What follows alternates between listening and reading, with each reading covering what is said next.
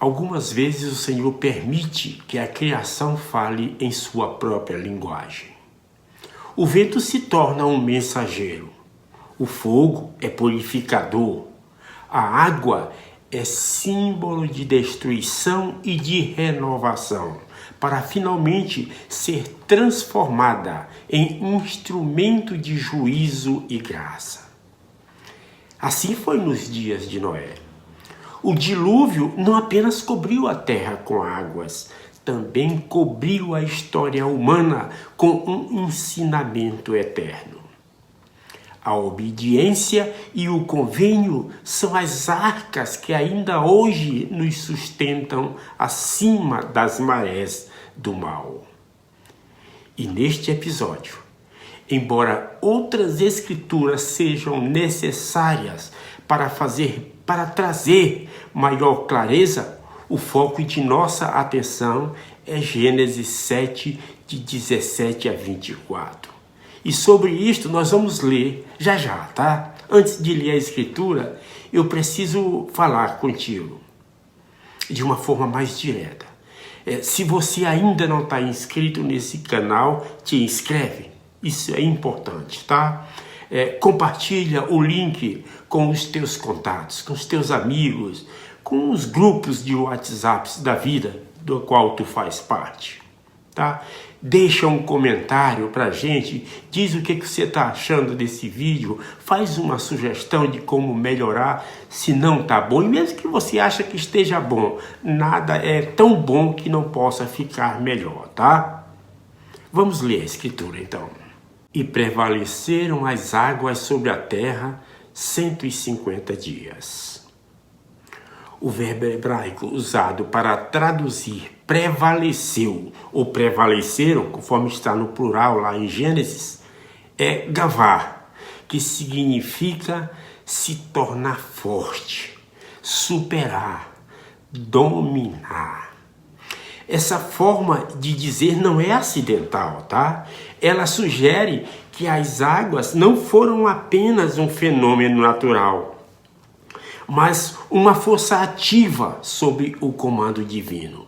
Foi uma manifestação do poder de Deus sobre o caos humano. Em outras palavras, o juízo do Senhor não é passivo. Ele se impõe, corrige e restaura a ordem. Da mesma forma, acontece em nossas vidas espirituais. As águas das provações podem parecer nos submergir, mas para os justos, elas são instrumentos de purificação. O livro de Mórmon ensina que Deus julga os homens segundo suas obras, de acordo com os desejos de seus corações. Por isso, eu entendo que enquanto o mundo corrupto era vencido pelo peso das águas, Noé e sua casa eram elevados por ela, eram sustentados pelo mesmo elemento que condenava os ímpios. E para corroborar esta minha compreensão, eu trago a escritura que diz: prevaleceram as águas e cresceram grandemente sobre a terra, e a arca andava sobre as águas. Nesta parte da escritura, o verbo hebraico andar é anlak, e é o mesmo verbo usado em outros textos que descrevem a caminhada espiritual do homem diante de Deus. Nesta passagem especificamente, andar faz referência ao movimento guiado. Não é seguir caminho aleatório, é direção definida. A arca não estava à deriva, ela estava sendo conduzida pela mão invisível da providência divina. Enquanto eu pensava sobre isso, eu me lembrei de Doutrina e Convênios, seção 88, versículo 13, que declara que todas as coisas são governadas e sustentadas por Deus. Da mesma forma é que o Espírito de Deus se movia sobre a face das águas lá na criação, Nós fizemos um vídeo sobre isso, tá? E também, agora, ele guiava a arca, nos fazendo saber que até o caos obedece à sua voz. O mesmo acontece com a igreja hoje. Ela não é levada pelas correntes do mundo, mas segue o rumo traçado pela revelação contínua, tendo Cristo como o verdadeiro timoneiro. Ele mesmo testemunhou de si: eis que eu sou a lei e a luz. Confiai em mim e perseverai até o fim, e vivereis.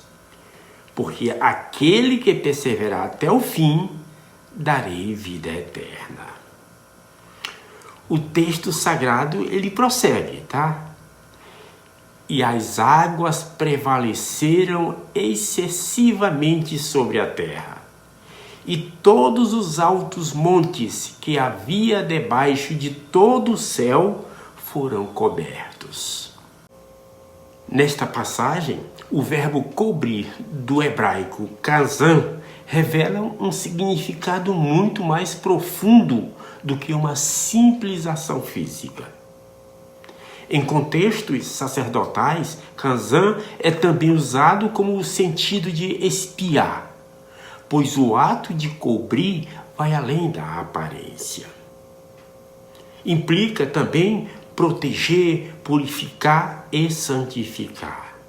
Assim, quando as águas cobriram a terra, não foi apenas um gesto de destruição, foi um ato expiatório, uma purificação universal, em que o mundo inteiro foi envolto pelo manto purificador do juízo e da misericórdia divina. O dilúvio, então, meus irmãos, simboliza o batismo, uma morte simbólica do velho homem e o nascimento de uma nova criação. O apóstolo Pedro reconheceu essa tipologia quando ele disse: os quais antigamente foram rebeldes, quando a longanimidade de Deus esperava nos dias de Noé, enquanto se preparava a arca, na qual poucas, isto é, 8 almas se salvaram pela água, a qual também, simbolizando o batismo, agora nos salva. Não a remoção da imundície do corpo, mas a indagação de uma boa consciência para com Deus, pela ressurreição de Jesus Cristo. Essa conexão é muito preciosa. Assim como Noé foi salvo porque entrou em convênio com Deus, nós também somos salvos a entrar pelas águas do batismo, renovando semanalmente nossos convênios através do sacramento. A Escritura, ela prossegue com o relato. E expirou toda a carne que se movia sobre a terra, tanto de ave como de gado, e de feras, e de todo o réptil que rasteja sobre a terra, e todo homem. E ficaram somente Noé e os que com eles estavam na arca. O contraste é claro e simples.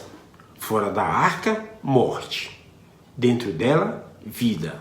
Fora do convênio, perdição. Dentro dele, preservação. A arca é uma metáfora viva da igreja e dos convênios que nos ligam a Deus. Em linhas gerais, um convênio é uma promessa sagrada entre Deus e o homem. Por isso, os convênios feitos e guardados trazem poder celestial. Dessa forma, quando o mundo antigo mergulhou na incredulidade, o Senhor preservou aqueles que haviam se comprometido com Ele por meio da obediência. Da mesma forma que hoje preserva espiritualmente seu povo por meio dos convênios do templo e do sacerdócio.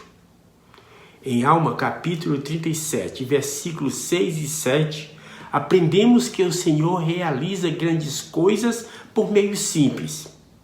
Uma arca de madeira, um profeta fiel, um convênio honrado, e por essas pequenas coisas o poder do céu se manifesta. Essa lição, ela se harmoniza com o relato de Gênesis, que encerra essa parte da história dizendo: e prevaleceram as águas sobre a terra 150 dias. Mesmo quando tudo parecia submerso e silencioso, o Senhor continuava agindo por meio de suas pequenas coisas. As águas que cobriam a terra não eram sinal de abandono, mas parte de um processo divino, um tempo de espera, um tempo de purificação e preparação para o novo começo que Deus prometera. 150 dias de silêncio e purificação marcaram esse intervalo sagrado entre o juízo e a renovação. No simbolismo hebraico, esse número expressa plenitude e transição. É o tempo necessário para que o velho se desfaça e o novo surja. Assim como Noé aguardou o surgimento da nova terra, também nós, em nossos dias, aguardamos a renovação espiritual e o novo começo eterno que virão com a segunda vinda de Cristo. Doutrina e Convênios declara: ainda que passem os céus e a terra, minha palavra não passará, mas será toda cumprida. Seja pela minha própria voz ou pela voz de meus servos, é o mesmo. Portanto, o dilúvio é mais do que história, é uma profecia. Ele aponta para o grande juízo final, quando o Senhor limpará novamente a terra. Dessa vez não com água, mas com fogo, preparando o mundo para a plenitude do milênio. Quando as águas baixaram, Noé saiu da arca para um mundo lavado e recomeçado. Assim também nós, após as tempestades da vida, sairemos renovados se permanecermos dentro da arca dos convênios. O dilúvio, portanto, é uma lição eterna. O mesmo poder que destrói o pecado eleva os justos. As águas que outrora cobriram a terra continuam a nos ensinar, lembrando-nos de que o Senhor ainda governa sobre os elementos, sobre a história e sobre o coração humano. E como Noé, igualzinho a Noé, nós somos convidados a construir nossa própria arca de fé, onde cada ato de obediência se torna uma tábua e cada convênio um selo contra a tempestade.